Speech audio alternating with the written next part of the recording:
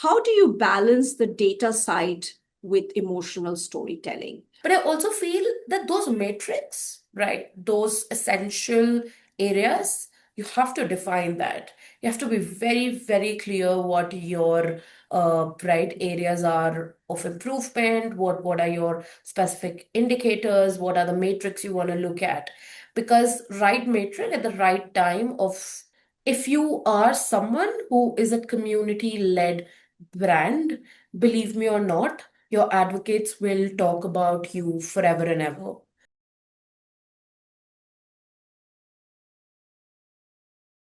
Welcome to the Talent Frontier by Brands Lumen, where we have friendly and human conversations with people shaping the future of work, talent, and culture. If you're tuning in today, this isn't one of those glossy, overproduced podcasts. It's more like two people catching up and connecting and comparing some notes and exploring what really drives connections at work. And speaking of connection, today I'm joined by Akansha, who is an employer branding and recruitment marketing professional who's built talent brands that truly connects across continent. She's also a mentor, speaker, and a podcast host, very passionate about helping others grow in this space. She also gives back through her volunteer work with initiatives like X Billion Skills Lab, the 500 MBA Club, and United Nations Volunteers. Now, if you are someone who geeks out on employer branding, storytelling, or just loves learning how brands connect on a deeper level, you're going to love this one. I'm so grateful that she's here with us. Akansha, welcome to the Talent Frontier. Thank you so much, Shri. Thank you so much for the introduction as well. I'm really excited to have this conversation. Now, I have Akansha here with me today. And before we get into the heart of conversation, I want to do something a little fun. Are you ready, Akansha? I am. Okay, so this is all about employer branding. So here we go. One word that describes your approach to employer branding. Okay, relentless. Love that. Now, one campaign you're secretly very proud of. Running an employee advocacy club. That's a strong pick. Now, if your brand had a personality, what would it be? Oh, that's a tough one. The cheesiest pizza with a lot of toppings. I didn't expect that. That's very interesting. Now, this is something very fun. What's one trend we laugh about in 5 years? Authenticity is the key. I feel we've still forgotten that. So true and so relatable in our workspace, isn't that right? And one thing you want brands to stop doing, 2025 is anyways over, so this and in the years coming through. Don't treat culture as just decor. It's much more than that.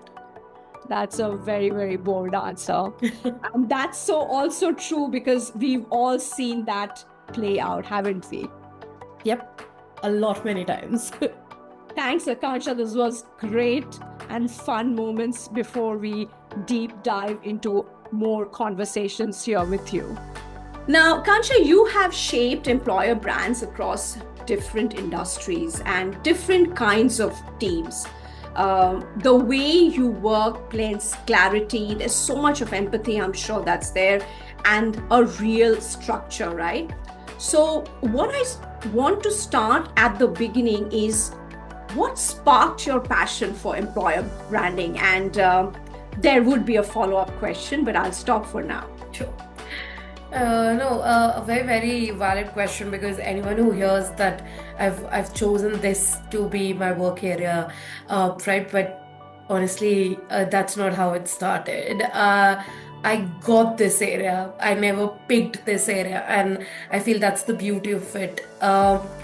One thing was always very certain in my head when I decided to do my master's. I had a strong inclination towards both marketing and human resources as an area, right? I've explored both of them equally during my 5 years of education. What it made me understand is that I love the nuance of working with people, but also talking about it at the same time, right? When you talk about the stories you've just understood, experiences, of course, maintaining all the confidentiality there is to be maintained. Uh, there's this happiness and understanding which it brings to the table. Right? Sharing stories is something I've always loved. Social media. That's how I am. That's how I'm as a personality. And I feel stories actually sparked my love for this area when I was in my first job with the IT giant, and I was told that, hey, do we want to explore this? Because I used to continuously ask questions and explore multiple areas. I was like, yeah, why not? Let's give it a try. And that was literally just out of my time during the B school, and that's when I understood that, oh wow, that's an area about which I just read one paragraph, and that's the beauty of it for me. I've grown with this area, right? A decade ago, in our textbooks, employer branding was just one paragraph or at max one page. Today is when I've actually grown with this area, and yeah, it's just the beauty of storytelling which drew me to this. And so bang on, like, there's nothing more beautiful than storytelling in employer branding. And Yeah. of course, with the authenticity, which we Oh will be yes. catching up, in just a bit. Right. Moving on from there, there was something that also was there was something that I wanted to catch up here as well, is that what was there a moment that shaped how you see this craft today, like, you being attracted towards storytelling? Of course, there is a lot of storytelling that's happening in today's world as well. We do a lot of storytelling in employer branding, authenticity, and many things there. So was there a moment that shaped how you see this craft today? Is there any difference that you see from a few years back to now? Difference for sure, yes. Honestly, if I go at like a 10,000 feet view, for me, work will always not something that just should give me a paycheck, right? I have to have a why to it as to why am I doing this, right? Day in, day out. And that's also something which brought me way more closer to the work I do today in employer branding and recruitment marketing, right?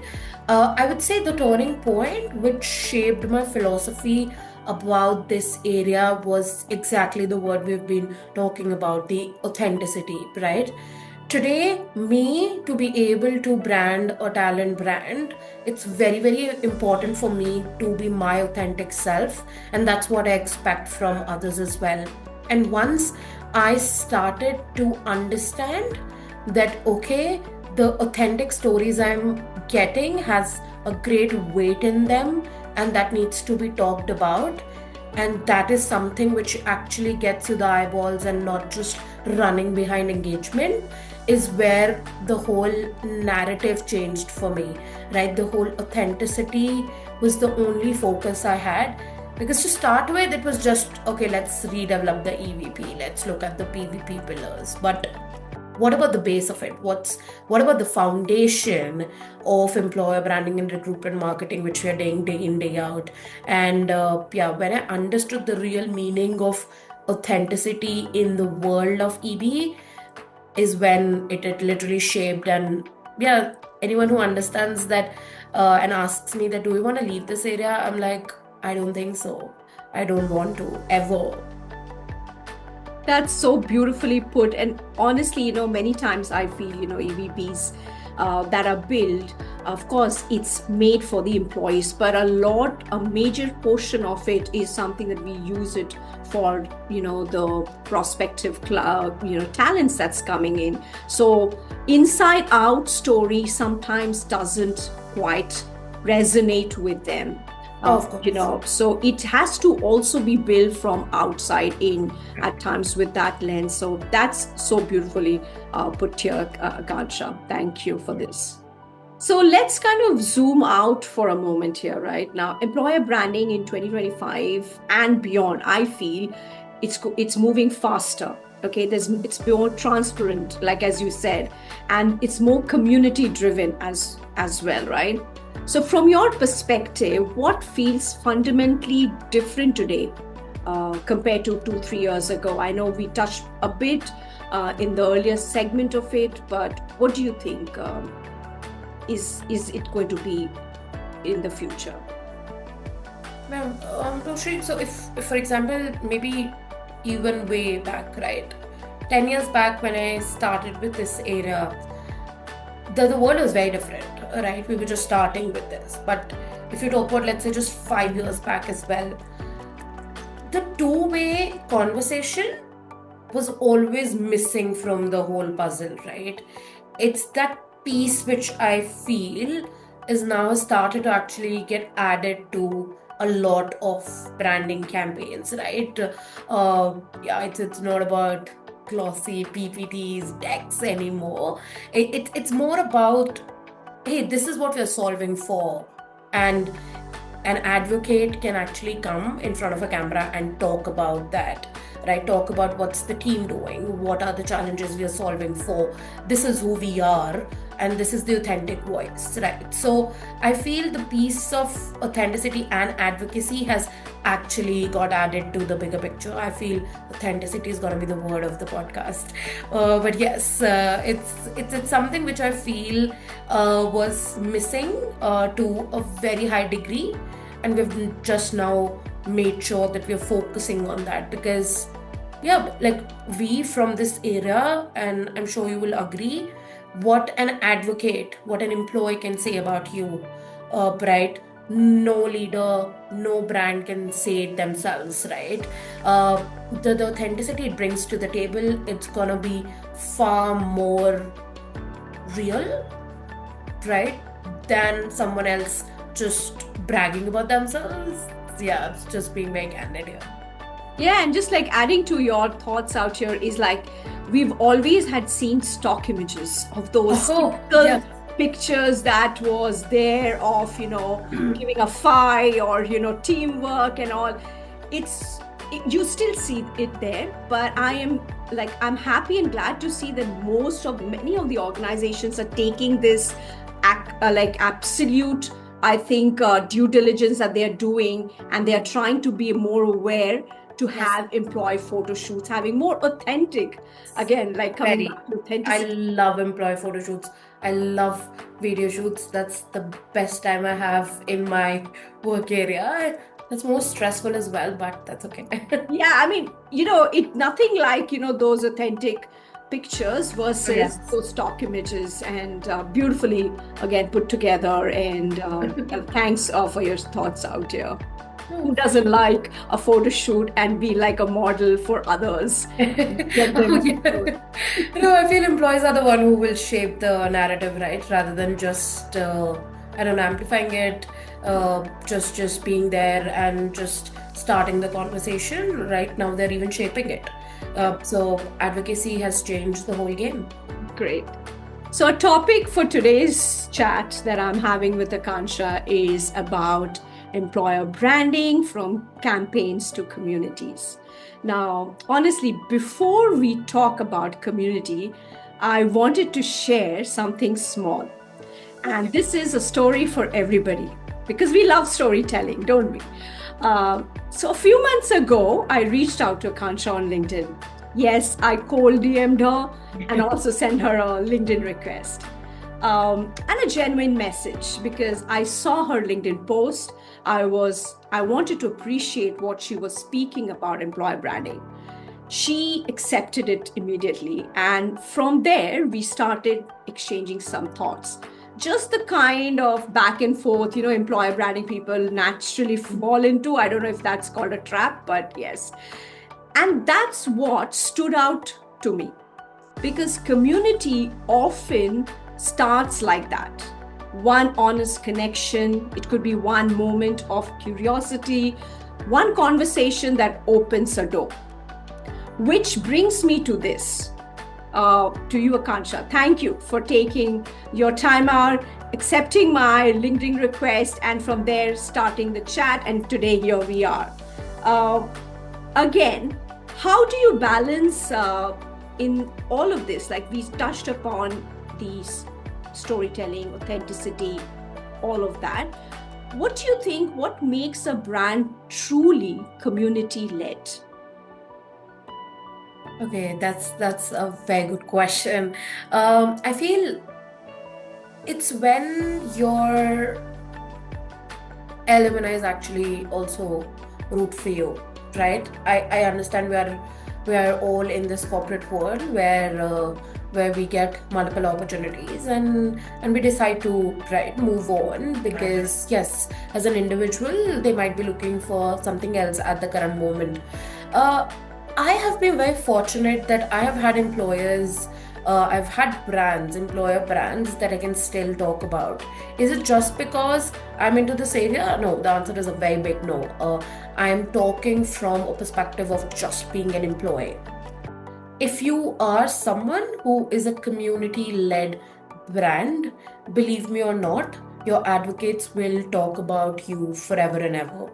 Right, and that's the difference, right? Someone reaches out to me for an ABC XYZ organization where, right, why should I join it? Why do you think should I join it? I often try and give them my most important experience there and also give them an understanding of how the environment might have changed or grown in today's world, right? Of course, because it's a rapid growth organizations and all of that.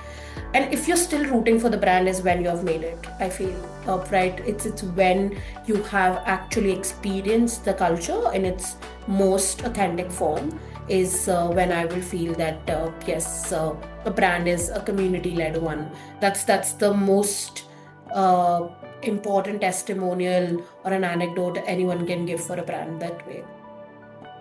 And many a times, like I mostly, since I started with Brands Lumen, I keep advocating this that employer branding is not a cosmetic one. It's not a nice to have, it's a must have. Oh, yes. And coming to that, and of course, I'm sure we would be having a lot of talent acquisition leaders and business leaders listening to this podcast, where I wanted to understand, like, where would and how would you do, or rather, let me just reframe, how do you balance the data side with emotional storytelling? Because that's so real. We always want to put up the genuine story there, but is it that somewhere we could have a data with it as well? I was so fortunate, and I actually keep on saying that so many times. The area I started with in my whole corporate career was HR analytics. I've, of course, as an employer branding professional, you tend to sit either in human resources teams, talent acquisition, marketing, branding, or a standalone COE. I had the fortune to actually sit under a talent acquisition team, working for the vice president of talent acquisition at that time, and to be able to be in an area of HR analytics, and they made sure that I learned the foundation of talent acquisition first. I feel that changed my entire life, my corporate life.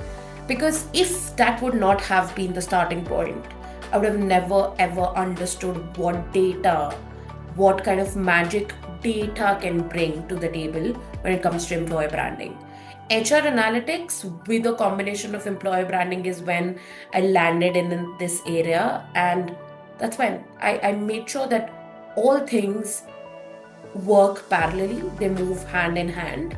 And to balance the storytelling with data, because at the end of the day, yes, everybody would want to chase a certain percentage of engagement rates, but are we just trying to chase? That's what makes the difference, right? Try to chase the authenticity and the storytelling and be very honest about your brand, and engagement will right, eventually come. It might take some time. There is always a way and a journey to how the engagement can get established, but never remove storytelling from the whole picture, right? And I also feel that when you talk about great storytelling, authentic stories, it's gonna get fueled by engagement. It's gonna get amplified then. And I feel, yeah, they're not just numbers, but that's where you understand that how and what you should be doing as well. Yeah, and I think it also gives you what's going correct, what you could Yeah, change, what you can't change, of what's course. going well, it's not going well. So, yeah, I think data, storytelling, or EB, in fact, Oh, yeah. without data, there cannot be. And end of the day, it's all about ROI, right? So, Oh, yes. how many times have you heard about ROI?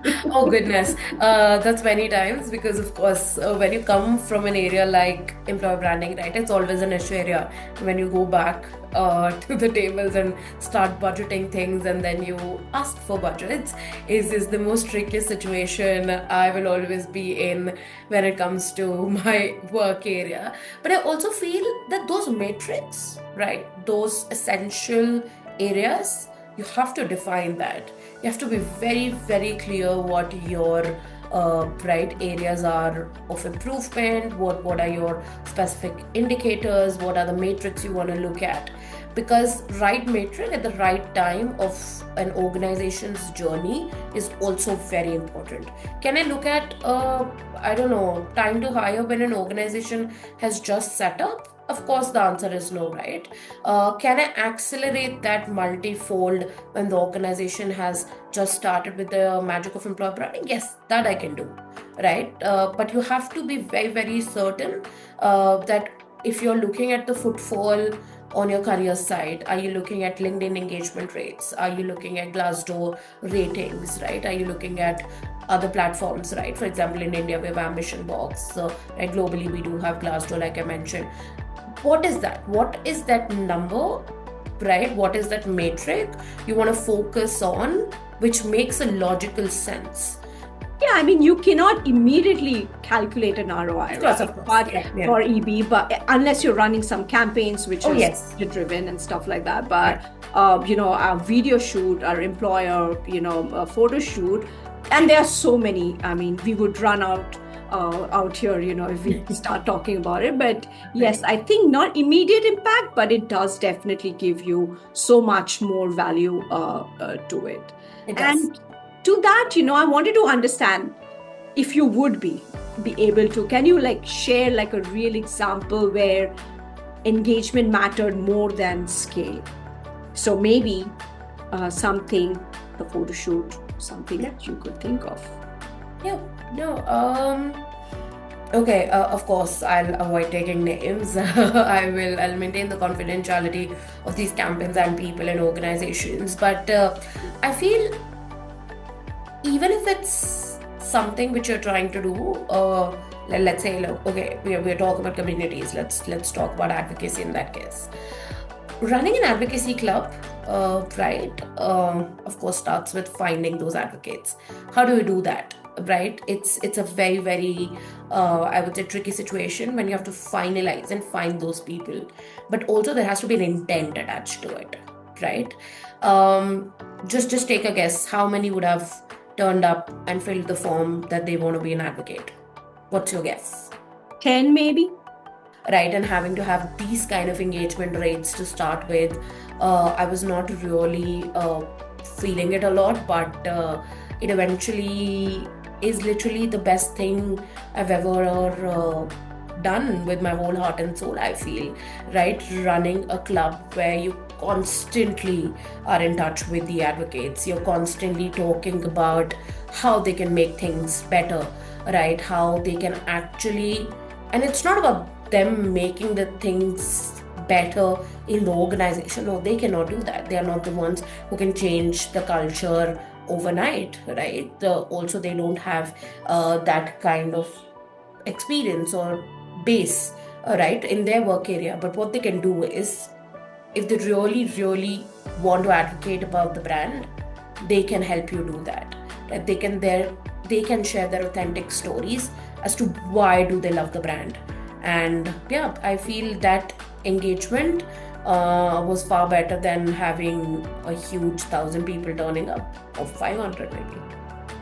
Such an intense section this was. Yeah. I hope our listeners are taking some notes. And this is actually truly inspiring, because this is how, there could be someone listening and this could be an idea that could grab and, they could implement. Because So, Akansha, you work closely with leaders who show up honestly and consistently. Now, what do you think help leaders show up authentically in EB space? When we talk about employer branding, right, of course, advocacy is one of the biggest pillar. But I also feel when we talk about employee advocacy, I try, and I don't know, it might be just my view. I keep leadership advocacy slightly separate from it. It's not to make the actual authenticity die down, right? But of course, when you talk about leaders, there are multiple nuances which are attached to it, right? And for obvious reasons, because of the place they are at in the organization. Does it change the way they have to talk about the brand? In some ways, yes. But do you take authenticity out of it and you Photoshop everything or you edit everything? No, right? That's a big no. We often feel that you just have to handhold from a perspective that they don't talk about employer brand day in, day out. They might be talking about the work the organization do, right? Are they aware of what's employer brand? Yes. The only hand-holding they should be given is to talk to them that, hey, this is the whole environment like, and make them feel comfortable, right? And this is what the objective eventually is, right? To talk about our employer brand, right? Rather than our products or services, etc., right? So if it's not photoshopped and their quirky selves come in front of the camera and you keep the PR and all of that outside, is when I feel leadership advocacy works. Let them be their authentic selves. Let them do it their way is far more better than you hand-holding and writing, I don't know, each and every post for them. Beautifully put. And I know this, the next question that I have for you, we have kind of touched upon in multiple ways over the last few minutes. But also, let me know if this is a repetitive, we can chuck it off. Where do you see employee advocacy having like the strongest impact on EVP credibility today? Is it like, do you think attracting, retaining? Where does this piece fall? We have come a long way, right? When I have to actually explain my work area to anyone, it's generally that I tell them that, hey, yeah, if you want to say it's just talent attraction, that we are trying to attract the prospective candidates, the talent cohorts, right? We think align with the organization. But we have come a long way in the sense that it's not just attraction, but it's retention as well, right? If you're able to attract them, is it only my responsibility in the EB space to retain them? Of course, the answer is no. But how do you make sure that they are so understanding and they're made to understand, about the brand in its purest form that they decide to actually stay with you, right? It's that, again, authenticity which will come out and they will decide to actually stay with your brand far longer, because and that's when I say advocacy is the badge of, right, if you want to say credibility, right? If everyone is happy, that's when the ship will sail. So yeah. You've worked across different markets, cultures, and audiences. You've seen how people respond to EB differently. How do you balance global messages with local authenticity? I often feel, and I often use this, I feel there's no other way to do employer branding when you are part of teams, or your organization is in multiple countries, and you manage employer branding for all of the countries, right? So in my current organization, for example, I take care of 9 different countries. Is my EB voice same for all 9 countries? The answer is a big no. I've worked as a consultant as well. Was any GCC who wants to set up in India today, or will have a global EVP they'll come with. They will always have a global employer brand to come with. Can they come with the same PVPs in India? Maybe the EVP might derive as similar thing, right, which they already have. But will the PVP be the same? The answer is a big no. There's a strong change in the demography they will actually enter when it comes to India, or let's say Poland, right, or Saudi. So you have to make sure that it's locally relevant, and that's where it's gonna make the, I would say, the whole universe work in tandem, right? Also, the misconception is that employer branding is not gonna do its job. It's just a show-off mechanism. Hey, like you have to wake up. No, it's not that. To be able to do this locally, it's going to be very important for you to do it right. And if you're not able to be locally present, you're ultimately not adding the stars to the universe of employer brand you have in your headquarter, for that matter. And do you think that it's quite difficult for leadership or employees to understand why this has to be different, why each geo has to be treated like, as you mentioned, Saudi, Japan, all of them have unique cultures which cannot be blended into the same EVP. So do you see that organizations are slowly making, subsets of overall EVP so that it can blend into the market? Oh yes. Now they're very open about this idea. If I say 5 years back, often, and this is of course not to be judgmental about anyone's competence, but I have landed into situations where brands generally sometimes are very insecure about about the thing which they come on the table with, and that's perfectly fine, right? There's no harm in being very insecure about the brand you have built, right, with a lot of hard work, and that's okay. You have to be protective of it. But if you're protective of it, if you want to make sure that it's being taken care of, doesn't need to land in the same way in every country. No, that's not the answer.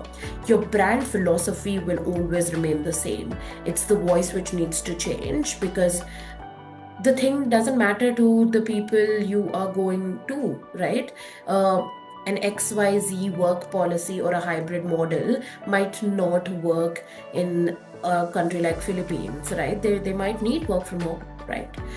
That's how they have been. That's how the lay of the land is, and that's perfectly fine. So I have had difficult conversations, right, during my consulting days, right, even before that hey, you have to change it. Sometimes you even have to change it regionally, for that matter, right? Tier 1 in India versus tier 2 metropolitan, you have to change it sometimes, right? And that's the requirement, because how else you will be able to attract talent by being so stubborn, right? So I feel that that's the requirement, and if you're not able to do that, and yes, leaders, stakeholders have been able to understand that to amplify EB voices, it needs to be different everywhere. I love the word stubborn, Yeah. because I think all of us in some ways or the other in their work have gone through the stubbornness of such things. But you did catch up onto something called, I believe, misconception. Yeah. There was a that you did touch upon. Do you think that there is something, or you probably wish that this kind of misconception people should let go of? What employer branding? One thing which I said, that it is quantifiable, right? It's not just qualitative. Right? You just have to understand your matrix really well. You have to understand what you're trying to achieve, right? But I also feel that let's just understand, and I said this in my last answer as well. If employer branding done right, it's gonna do its magic. Don't think that employer branding is just some show you're putting together for your prospective talent. Believe me, you will not be able to sell tickets later, right? It's gonna go until what, 5 years, 10 years, or for that matter, okay, let's just say 2 decades. But what after that?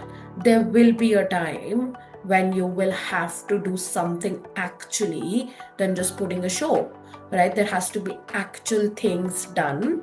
And like I said, treating culture as just decor and utilizing it for EV, will not sell, will not have an audience, will not have even, let alone audience, nobody would even talk about the brand. So what then? So I feel way bigger misconceptions are there, and we need to stop that.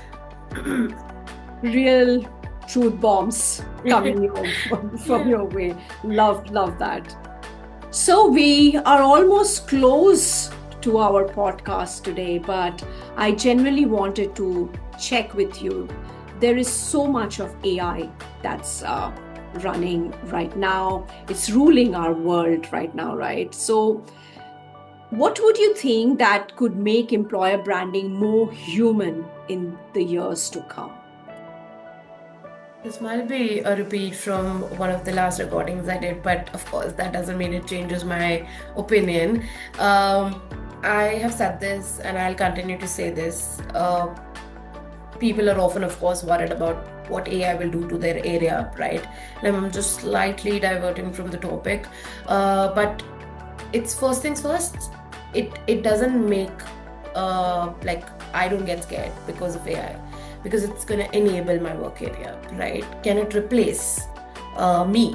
Let's say, no, it cannot, right? Because enabling the work area we are in is far more beneficial, right, for us to not utilize AI. But coming back to the point, can I use AI while training someone for my continuous recurring trainings? Maybe yes. But can I do this for all the trainings, soft skills, everything? Answer is a big no. Can I actually make an AI generated persona and turn it into my employee persona and utilize it for the testimonials? Yeah, why not? But will it appeal to people? I would still say I've not tested it, but I'm more tilted towards a no, right? 60% no. It's not gonna appeal to it, right? So making sure that AI enables your work area, it supports you, but can it support authenticity in its purest form? Like I said, I would debate on anything related to employer branding. I would debate on this as well. No, it cannot replace authenticity. You will have to make sure that your employees are still engaged. You have advocates. You have leadership advocacy. Just AI, let it enable your work area and make your life much easier. But don't let it take authenticity out of the picture. We've taken a long time to put the puzzle pieces together. I don't think, like as you mentioned, I completely agree. Yes, AI can help us, but there has to be certain areas where we have to keep it authentic and build the momentum from there. And picking up from there, what does building with purpose mean to you right now? Because we are so much, again, AI focused in these areas. I feel When it comes to building employer brands with purpose, right? In general, just building anything with purpose. I feel being real, right? Having those real shout outs, being our real selves with each others, and also being authentic about what we are trying, right, to achieve is very very important, because just making sure that every person, right, who is part of your employee branding journey, and honestly it's everyone, each and every employee in the organization is part of your employee branding story. I feel if they know, right, what is that organization stands for, and actually is aware, right, that this is not just a show we are putting together, I feel it's gonna have a great output, right? If they know the plot, the film, the story, the video is gonna come out really well. I mean it metaphorically. No, absolutely brilliant out there. Akansha, thank you for joining me and bringing so much honesty and insight to this conversation. And to everyone listening, if today's chat made you pause or rethink how you see employer branding, share it with someone who loves this space as much as we do. Thank you so much, Akansha, for your time today. Thank you so much, Sri.